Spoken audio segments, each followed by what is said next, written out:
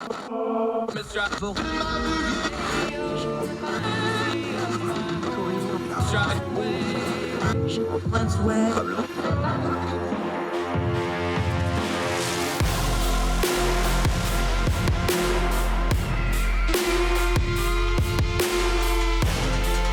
your host, Andrew Donaldson.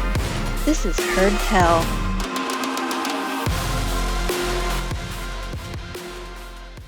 Welcome to Heard Tell. It's a Friday, folks. You made it to the end of the week.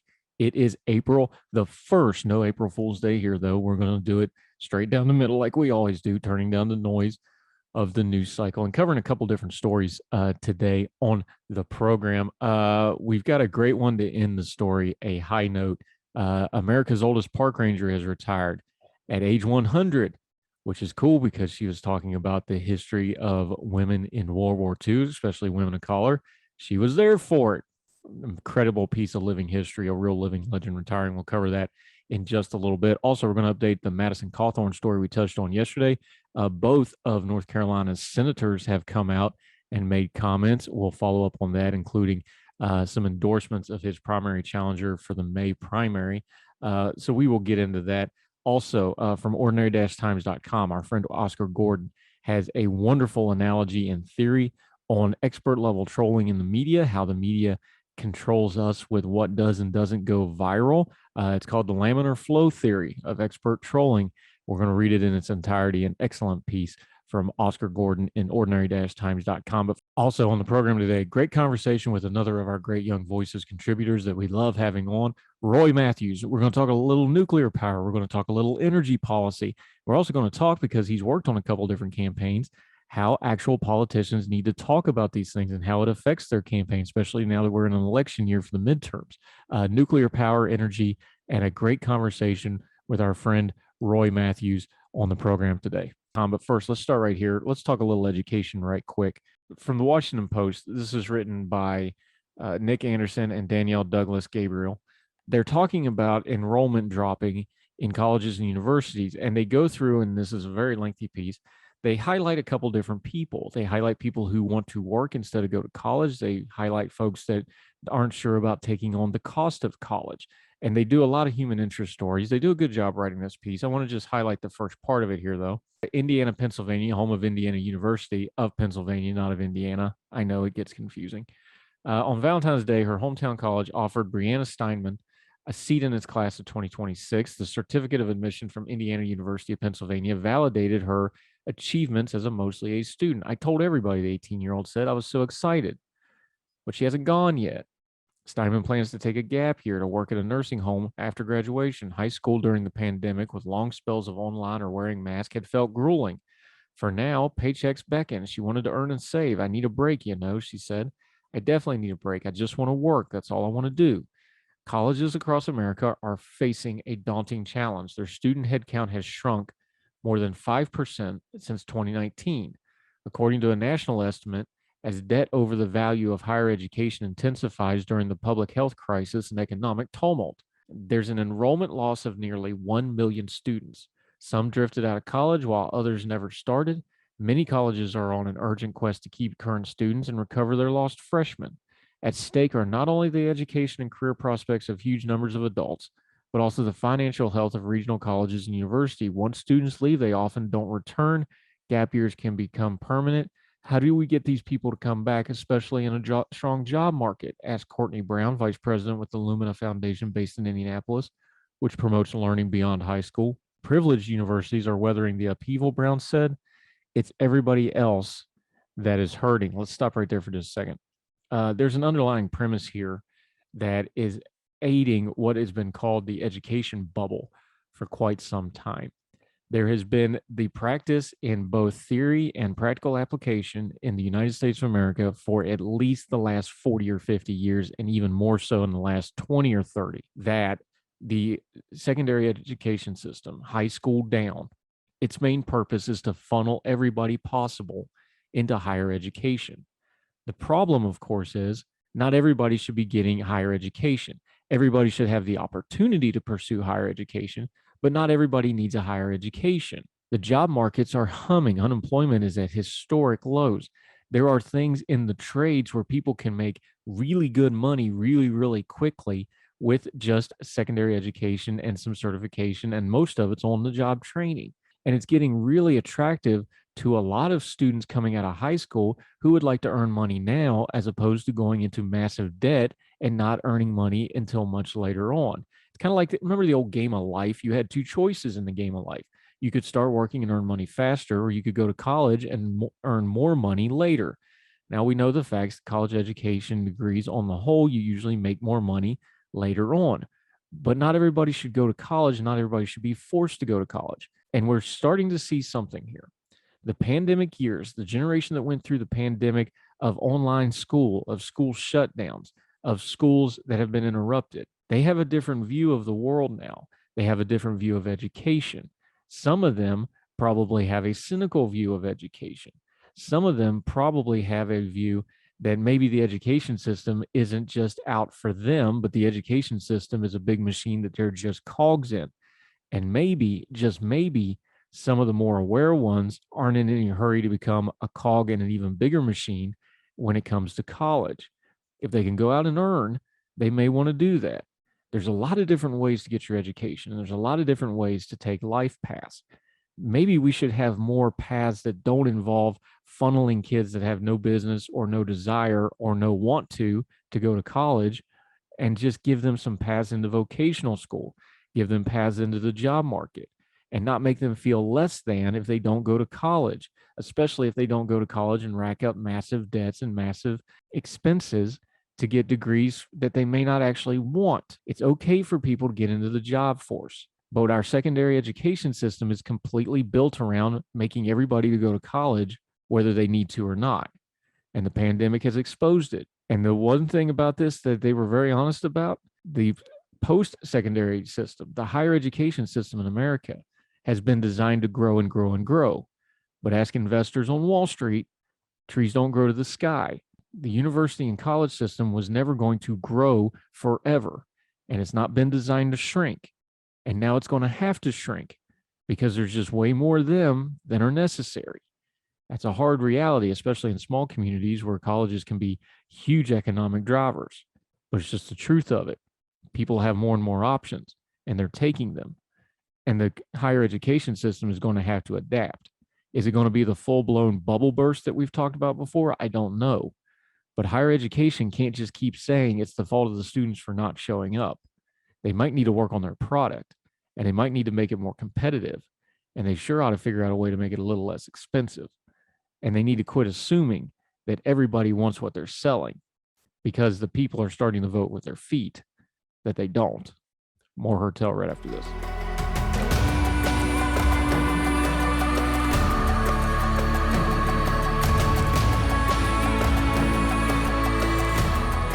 Hi, welcome back to Heard Tell. You know, sometimes something's so good that I just have to read the whole thing to you. That goes for our friend Oscar Gordon over at ordinary-times.com. He usually writes a piece called Tech Tuesday, but this time he really uncorked something special, and I want to share it to you in your entirety. Please go to ordinary-times.com and read it, but I'm going to read the bulk of it to you. It's called Oscar's Laminar Flow Theory of Elite Trolling. And he starts out by saying, let me get to my theory. I need to explain the analogy. In fluid mechanics, laminar flow is the flow that is even and layered. If it helps, think of a molecule of a fluid traveling from point A to point B. In laminar flow, the molecule will follow a straight line for the most part. It might wibble and wobble a little bit, but the direction will always be towards point B. If the flow is turbulent, that molecule will be all over the place. It'll eventually get to point B, but it'll go up, down, left, right, backwards, all over the place towards A. Another feature of fluid mechanics is what we call the no-slip condition. This states that a fluid has a viscosity greater than zero. Some of the molecules of that fluid will stick to any given surface, the wall, we're going to call it in the parlance. They travel along, causing the fluid at the wall to have a velocity of zero. Since the fluid at the wall has a velocity of zero, the molecules just a bit away from the wall will have a velocity just a smidge above zero. And molecules even further away will have just a little more velocity, et cetera, until you get to what we call the free stream, where the fluid molecules are not feeling the effects of the wall at all. The region between the wall and the free stream is called the boundary layer. So it is within this laminar boundary layer that my analogy lives. Imagine a laminar boundary layer, the fluid all nice and layered near the wall, moving kind of slow but very even. And as you move away from the wall, the fluid becomes faster as it approaches the free stream, and thus is at a higher risk of becoming turbulent, especially if it encounters an obstruction in the flow. Think of this as the flow of public perception. Now imagine all of us regular low profile people exist near the wall. We are not seen. We are not part of the public perception. The closer you are to the free stream, the more you are in the public perception. In the free stream and a widespread fame, think Will Smith and Chris Rock in that mess exists full time in the free stream, as do most politicians. Now, here's for my theory. Cancel culture, or cancellation for the most part, is elites trolling the masses, not the elites who exist full time in the free stream, the real big celebrities, but those a bit further down, the ones who think of themselves as elite, who want to be elite, but don't want to be in the free stream. Those elites like being able to say whatever crosses their minds, but they don't like being forced into the turbulence of the free stream because they don't really like the taste of shoe leather when they're shoved their foots in their mouths. What's my evidence for this? Just look at who sets the narrative. It's all the news links I see that are clickbait about the latest hot take about some problematic bit of entertainment. Hot takes that usually ignore massive amounts of context that undercut the entire argument for X being problematic, all to stir up trouble for the creators of the media or signaling on the part of the author of the essay. Or news links telling me that some offensive brain droppings on social media has gone quote unquote viral, without the media ever really having to prove that it went viral before it ran the story. If something's truly going viral, if the mass media puts it on blast when it's only got a couple hundred retweets or what have you, is that really viral? In short, Oscar Gordon, writing in ordinary-times.com. In short, think of all the times you heard about a cancellation or a potential cancellation of a nobody going viral, and then think about how often you heard about that thing before the media reported on it. You can probably count it on one hand and still have enough fingers left to drink you a cup of tea. So what's the motivation? Partly, it's the clicks, baby. Got to bring in those advertising dollars. But in my humble opinion, it's also a measure of self-preservation. If those of us who are having close to zero existence in the public perception, those of us closer to the wall in the analogy, become afraid of being forced into the turbulence, we will become less tolerant of people who engage in public shaming regardless of the righteousness of it. So the media likes to shove a stick in the flow and expose everyone to the turbulence so that we all feel anxiety. It's the media expertly trolling us. They want us to have a negative reaction to the cancellation, and that is what they are getting. It's expert level because the media gets to lay the blame for inciting a negative reaction at somebody else's feet, whoever tried to start the cancellation. It's along the same vein, if not the exact alignment, of media reporting on violent crime. Media attention belays the reality of violent crime. Violent crime is trending down, and it tends to be isolated to people already involved in crime and violence, i.e., it doesn't happen to random people in the middle-class suburbs or urban neighborhoods except by random chance. Where I live, we are more likely to be the victim of catalytic converter thieves and porch pirates than gun crime, but people still fear violent crime to a greater degree. Why? Because it's aware of the media power. Media is aware of its power. It's naive to think that they don't exercise it when they can. So before we as a people get upset at some Twitter mob pile on some poor schlub, think about the how and the why you are even aware of said cancellation. And instead of venting your spleen at a nameless woke activist, save some of that ire for the media that chooses to blast somebody, some nobody, out of the water. Because chances are pretty good, if the media hadn't decided to run the story, the extent of the viral post would be limited to a couple hundred annoying activists that are easy to ignore. Read it for yourself, study it. I think he's onto something. The media just likes to stick a stick in the flow and make us all feel anxiety so that we all keep in our place. Something to think about when you're watching the events of the day and discerning the times we live in. And that's why we call it on this program, turning down the noise of the news cycle so that we can find out what's really going on, not just react to all that turbulence. More Heard Tell right after this.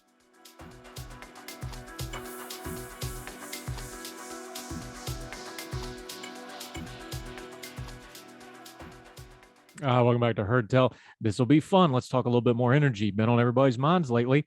Don't know. We don't keep exact records on this thing. Pretty sure this is the first Roy we've ever had on. Another great Young Voices contributor, Roy Mathews. He's in the DC area. He is with the Public Policy Associate at the Alliance for Innovation and Infrastructure. That's AII. And I'm going to say that real carefully because my hillbilly accent, you start putting too many vowels in, and bad things happen, Roy. But how are you today, my friend? I'm doing great. Thanks for having me. Hey, I really appreciate the time.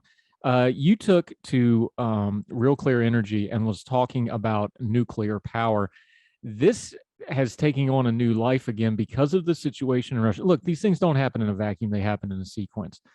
What was the sequence of events where, after 30 or 40 years of people dragging their feet on nuclear, all of a sudden the Russian invasion of Ukraine has brought people back to nuclear? We know why, but just to make sure everybody's on the same page and we all got our nomenclature clear, why is nuclear kind of getting a little bit of, at least policy-wise, renaissance the last month or so?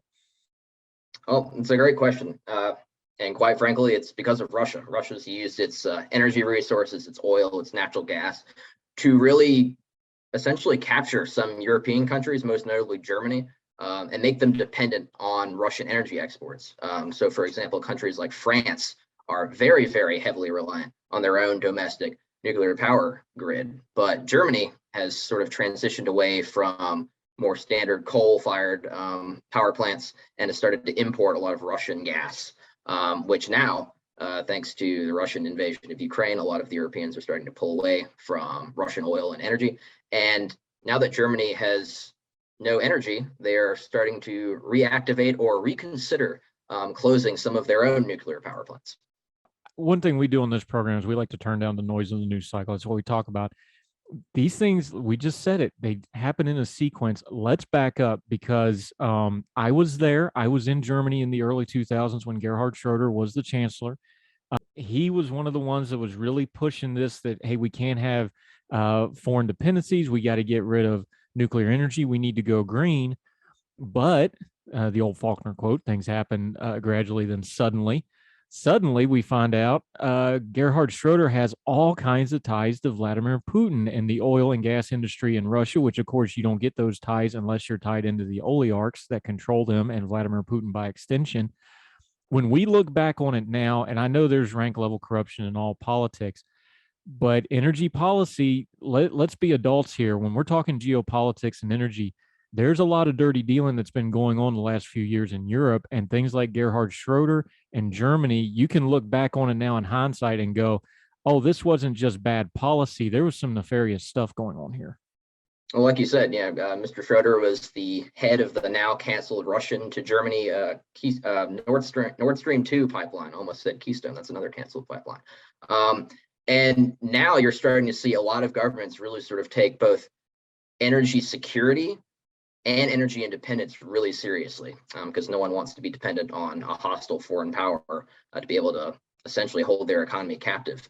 And Germany has been one of those countries that has been pushing for green energy and the renewable energy transition, which is great. But in the meantime, we still don't have some of those crucial technologies like energy storage capacity, the ability for these lithium ion batteries to hold lots of energy for long periods of time. So you're starting to see these sort of transition fuels, like natural gas is a huge one. And Germany, for whatever reason, does not want to be dependent on, say, U.S. exports for liquefied natural gas, but would rather get them from Russia, mainly just because of the distance making it cheaper. But now, they're even starting to reconsider, again, firing up the old coal power plants, which to the Greens in Germany, it seems like it's, the 1800s again. But unfortunately, that's just where they're at. Yeah, and they've got a coalition government called the Traffic Light Coalition government right now. They can't blow off the Greens, or Olaf Scholz's coalition would not be able to govern. So that's a real issue. That's not just a platitude. Sticking with Germany for just a second, though. Look, I'm a logistics and transportation guy by trade. I get it. You got the pipelines through the Ukraine, the Russian gas. I understand that aspect of it, the infrastructure of it.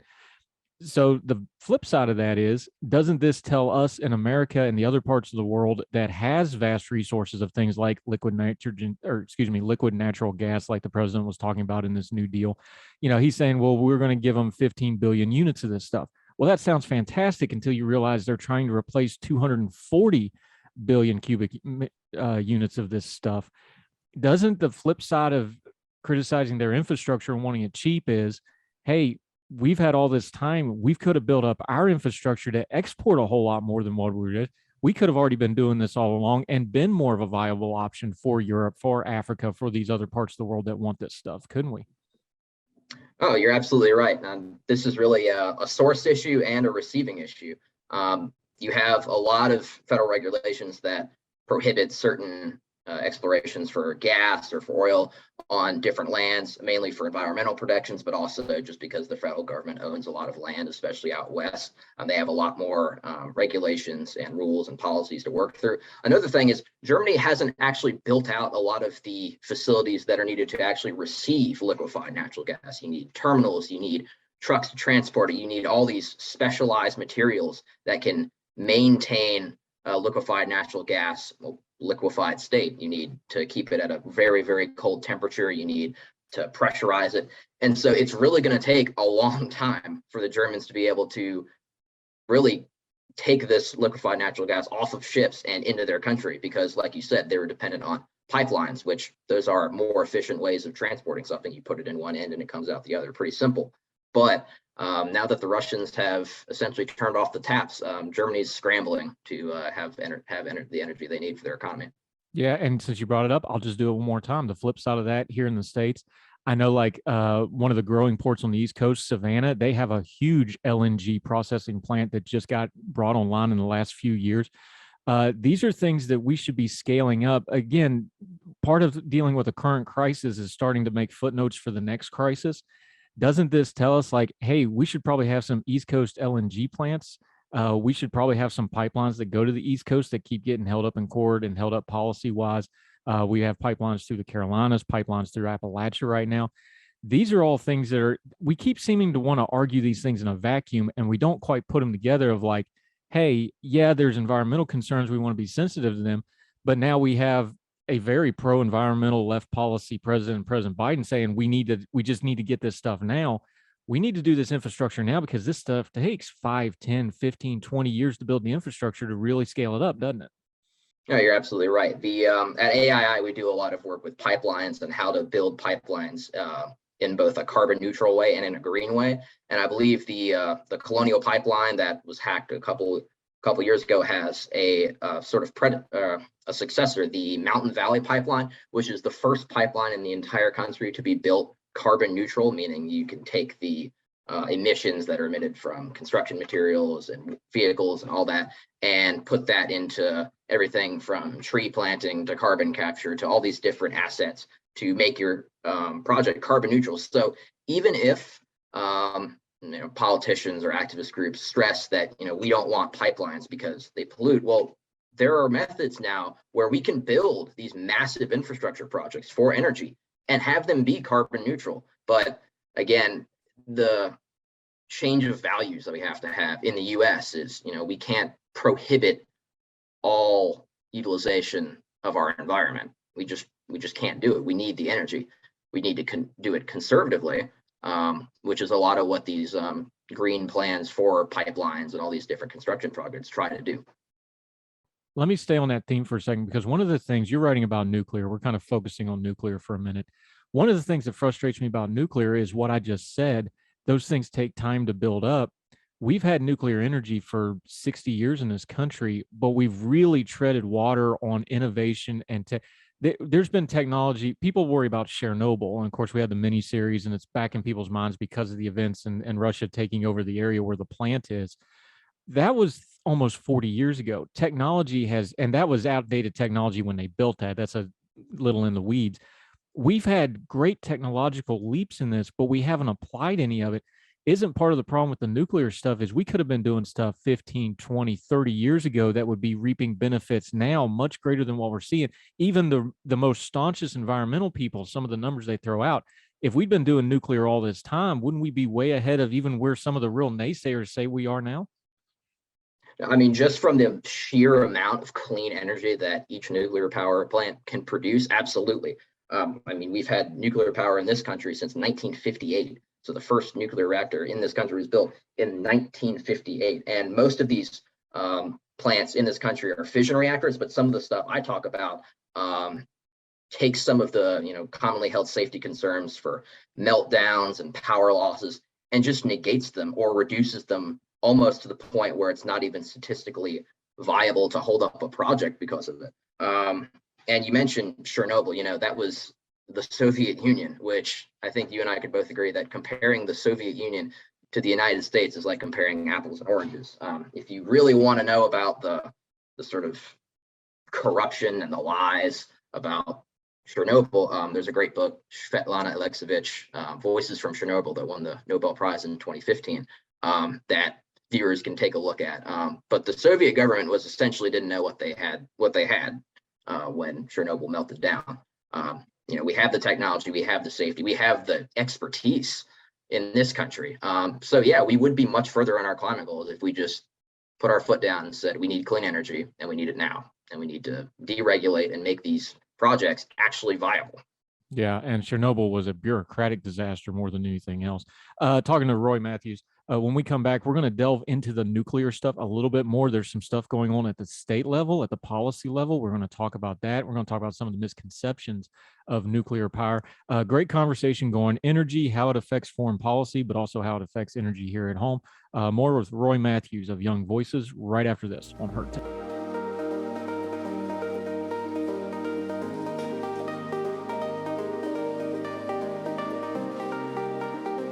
Welcome back to Heard Tell, talking a little energy policy, nuclear policy, global politics with Roy Mathews, Young Voices contributor. Okay, we just talked about Chernobyl.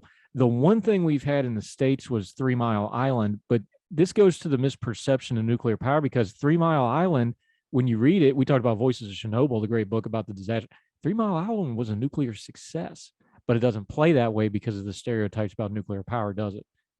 Absolutely no. So 3 Mile Island is the worst nuclear disaster in the United States. There is a partial release of radioactive materials in the plant in Pennsylvania, but 0 fatalities. And that's pretty remarkable in I believe the 70s is when it was occurred. And overall, over 18,500 cumulative reactor years of commercial nuclear power plants in 36 countries. Out of all those years, there's been a total of 32 deaths. 31 of those were from Chernobyl, which is a massive outlier, and one of those was from the Fukushima Daiichi nuclear plant in Japan. And that one death from Fukushima wasn't even linked to radiation poisoning or a radiation leak. A gentleman suffered a heart attack due to the stress of the evacuation. So the misperception that nuclear power is this, deadly and very, very dangerous type of energy is just not true. It's if you put nuclear power next to natural gas or oil and gas, and even if you start in 1958 when nuclear power was first established in this country, the death rate is minuscule. It's actually one of the safest forms of power out there. Just to put that into perspective, 2018, the devastating Camp Fire out in California, PG&E was found liable for that. They had aging electrical transmission equipment. That equipment failed. This would be, roughly analogous to a nuclear plant having a technical failure or a meltdown or whatever you want to call it. That killed 84 people 1 year, one time in one state, 2018. So just for comparison, it really is just that word nuclear that kind of freaks people out. How do you think policy-wise we start to get away from that? Obviously, if things like gas aren't available, if things like natural resources, whether it's pricing or environmental concerns, I guess you could just have a social conscious level where people are like, we don't care, we need to do this again. You could have that going. But policy-wise, how do you start to get that stigma off it a little bit and like, no, this is cheaper in a lot of ways, although the front end's a lot more expensive. Long term, it's cheaper, per hour of created electricity. It's the cleanest energy we can really make on a mass scale. How do we get through the stigma of it policy-wise to the average people, do you think? Well, I mean, I'm not from Missouri, but Missouri is called the show me state, right? So you have to show people that things have changed. And what I talk about in this article, these Natrium reactors, these have received a lot of investment, most notably from Bill Gates, who started out as this sort of nuclear skeptic as well. And what makes these reactors so revolutionary is that they take water out of the reactor and then they replace it with natrium, or which is Latin for, I think, salt, with this liquid salt concoction. It has a much higher boiling point than water, which means it can hold a lot more energy for longer periods of time. And the main safety concern that most people have is, oh, well, what happens if all this steam builds up in this reactor and this pressurized container explodes if people don't manage the pressure well? Well, with natrium reactors, because the liquid sodium can absorb a lot more heat and energy, steam buildup isn't necessarily a concern anymore. You still have to monitor it, but it's not a huge safety concern. And for cost wise, this is also a big reason why these natrium reactors have the potential to be a lot cheaper. To maintain these massive pressurized reactors, you have to have all these advanced materials, you have to have pressure gauges, you have to have monitoring and all these extremely finely tuned and well-engineered materials to essentially make these reactors safe. Well, with these natrium reactors, if you remove the need to monitor these the pressure in the reactor, then you take away the need for a lot of those advanced materials, which drives the cost way down. And just finally, I mean, the cheap materials, I can't stress this enough, that is one of the most cost prohibitive things to building a nuclear reactor. You have to buy insurance and you have to get all these extremely specialized materials in order to build these reactors. So that is cannot stress that enough. That is a huge development. Yeah, and we've seen places like my native West Virginia. You have some familiar ties to West Virginia. They came out, they had a lot of states had that 70s era restrictions on building nuclear power. They removed it. Now, we're not going to see a nuclear power plant in West Virginia anytime soon, but I find it interesting that the very heart of coal country, the very heart of, the carbon economy, some people, our friends on the left like to call it, they're open to this. And they're saying, look, we can put these small size nuclear reactors in a remote parts of the states where logistics of getting other kinds of power in and out of there, we call it piping in the sunshine up the hollers for a reason. That's what you kind of got to do in some cases. What's it tell you when even coal country, they can see it and they're getting ahead of it and saying, yes, we want this kind of technology in our areas. We understand that's going to take the old thing away, but we also understand it's going to be really hard to get the power needs we need for the rest of this century. Oh, I mean, I know West Virginia and people there, the coal industry has been a staple for their entire lives for 3, 4, 5 generations. And so when your economic livelihood depends on it, yeah, you're going to transition, because how are you going to feed your family? So I think the Natrium model it's still in some preliminary testing, and the government's still seeing if improvements can be made and if it's fully safe, which again, this could take maybe until 2025. But no, you're absolutely right. These communities that rely on these energy jobs, they need some alternative. And, the problem with solar and wind, although they are viable options in a national energy grid, is you need energy for those times when, like today in DC, the sun really isn't shining or when the wind isn't blowing. And so having these natrium reactors hold this massive amount of energy can be a fail-safe in times when the sun isn't shining and the wind isn't blowing. Just one more quick innovation I want to highlight for the natrium reactors.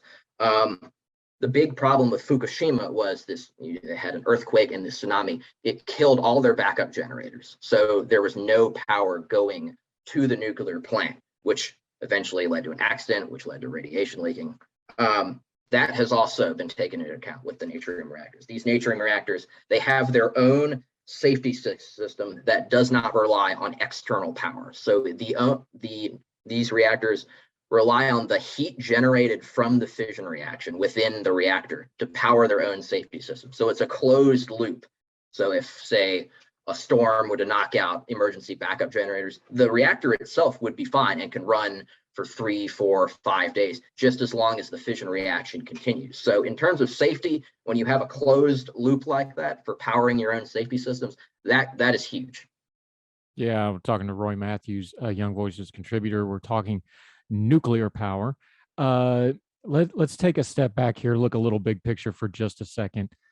Look, I'm a freedom and liberty guy. My thing on things like energy and the environment, I've gotten off some of the harder core stuff and the buzzwords, and I'm like, I want to be an all of the above guy, right? I think mostly, with few exceptions, when you're talking freedom and you're talking policies, I want all of the above project. Isn't there a way, because people seem to think there's a zero-sum game of like, well, we have to have all electric vehicles and we're not going to bother looking at hydrogen or natural gas vehicles or anything else. I feel like we're getting that way with some of the greener things of like, well, we can only have solar and wind and hydroelectric and all that. And I'm like, well, wait a minute. some of that stuff's still a ways away, especially things like solar and wind, where the output is somewhat limited, especially unless you do it on a mass scale, and it's still limited. I want to find a way to explain these as like, look, I'm not against what you're pitching. I'm not against these really innovative green technologies, but we also need some intermediate steps. And we have things like nuclear. We got 60, 70 years of experience doing it. If you really want to get away from this, how do we reach out and have those conversations with folks that are a little more hardcore on the environmental stuff and say, look, we're not saying no, we're saying we want an all of the above policy where we can do all this other stuff along with what you're proposing, because that seems like it'd be a little bit more productive than what we've been doing. Yeah. Well, for nuclear, I just say, look, this is a massive amount of clean energy, no emissions whatsoever, that can be used to really boost all these renewables: hydroelectric, wind, solar, I mean, even geothermal in some parts of the country. So nuclear can be a standby option. And if they're concerned about the nuclear waste that's been being produced with these Natrium reactors, the cool part about them is that they can recycle high grade, medium grade, and even low grade nuclear waste to pull even more energy out from them. So we would have even less nuclear waste if these reactors were to come online. And look, what I say to folks that are really hardcore on the renewable energies, right now, nuclear energy makes up roughly 20% of the national electrical grid.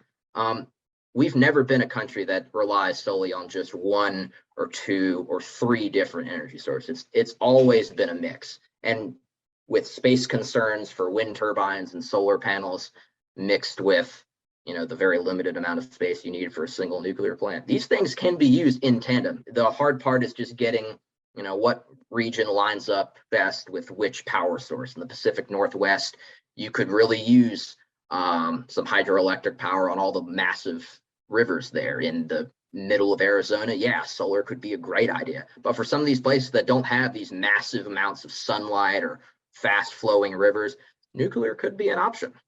Yeah. I'm reminded when I lived in Vegas and everybody's talking about renewable energy, but they're watching their lake drain to, send water to Southern California. People get a little upset about such things. So there's a practical element to some of this. Roy Mathews, let me ask you one more thing to kind of put a bow on this. You've had your policy hat on because that's what you do now. Put your political hat back on because you've worked in political campaigns. You've interned for Senator Scott, who's pretty conservative.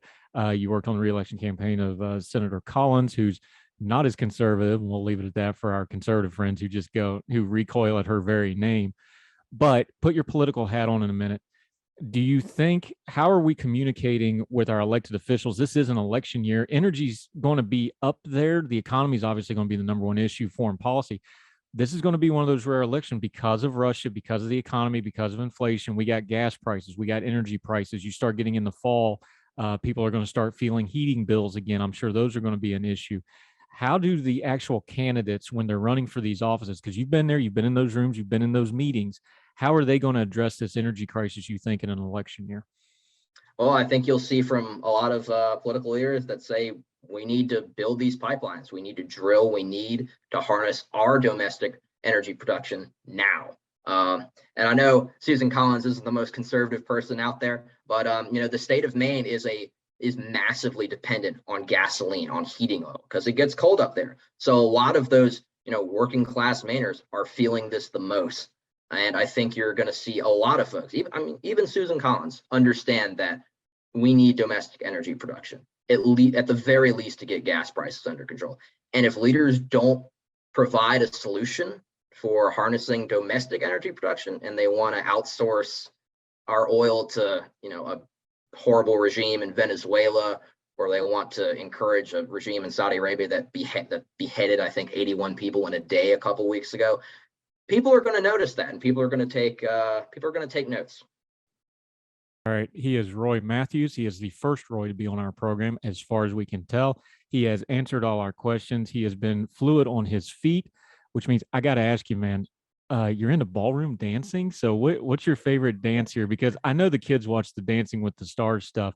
I can bust out an electric slide once in a while, but that's about it. I don't even claim to be good at that sort of thing. But does that help you in politics and policy, or is that just like me doing food? That's just your way of feeling human again after a dirty day in the trenches of policy and lobbying and so forth? Well, it certainly helps. I've met my girlfriend who we've been dating for almost 3 years now, and That's she the good loves to reason right dance. there. And That's all you had to yeah, say. you gotta, if you're a policy nerd, you gotta have some talent to make yourself a little bit interesting. But yeah, I know 6 different dances, everything from the Latin to the like swing to foxtrot. It's a good time to kind of forget about the toxicity of politics. And just by definition, if you want to meet a partner, you got to have a partner to dance. That works out great. Roy Mathews, outstanding stuff. Great job today. We'll definitely have you back on, but until we have you back on Heard Tell again in the future, let people know where they can follow you, keep up with you, where you're writing, and your social media stuff, sir. You can find me on LinkedIn, just Roy Mathews. I have a nice suit on in my photo. It looks like I have a mortgage. I don't. And you can follow me on Twitter at your boy Roy SC for South Carolina, for your standard mixture of political commentary and South Carolina Gamecock sports. The women had themselves a good run. I saw that headline Absolutely. the other day. I'll throw out my Division II Glenville State Pioneers won the national title women's basketball. I'll just throw that out there since South Carolina's got one of the great women's programs in the world right now. So shout out to them. My buddy Rob Green's listening. He's a big fan of them. All right, sir, Roy, thank you so much for the time. Great job. Let's talk again soon, my friend. All right. Thank you, sir. Thanks for having me. Anytime.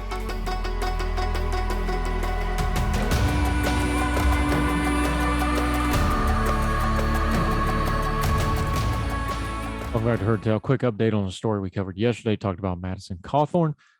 His comments, he had a little bit of a talking to from Minority Leader Kevin McCarthy, along with Minority Whip Steve Scalise. The adults in the room, the North Carolina senatorial delegation, the 2 senators from North Carolina, have weighed in on the controversy. Tom Tillis, the junior senator from the state of North Carolina, he's going to be the senior because Richard Burr's leaving the Senate. Tom Tillis, in a statement, blasted Cawthorn. He also endorsed his primary opponent. And I want to read you some of the notes here. Today, Senator Tom Tillis issued the following statement. Quote, the 11th Congressional District deserves a congressman who is fully dedicated to serving their constituencies.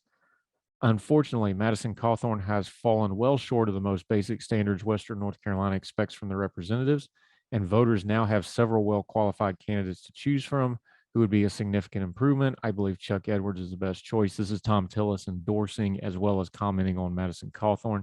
Here's the nut of it. He said his endorsee Edwards would, quote, never embarrass Western North Carolina with a consistent pattern of juvenile behavior, outlandish statements, and untruthfulness.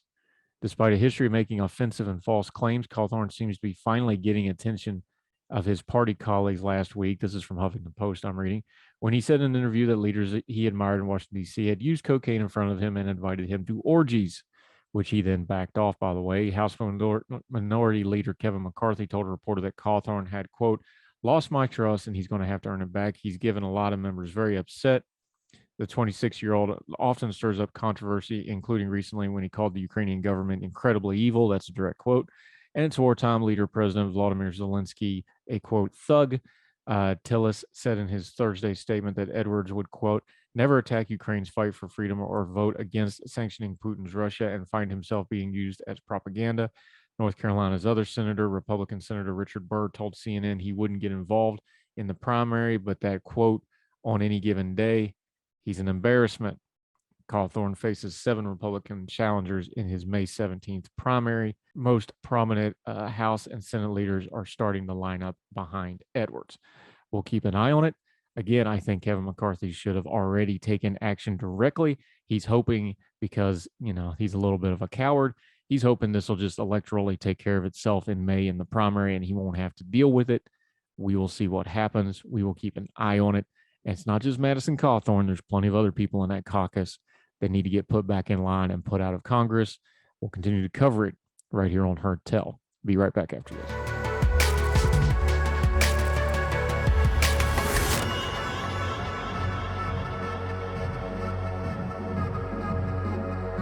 Welcome back to Heard Tell. We always try to end on a good note.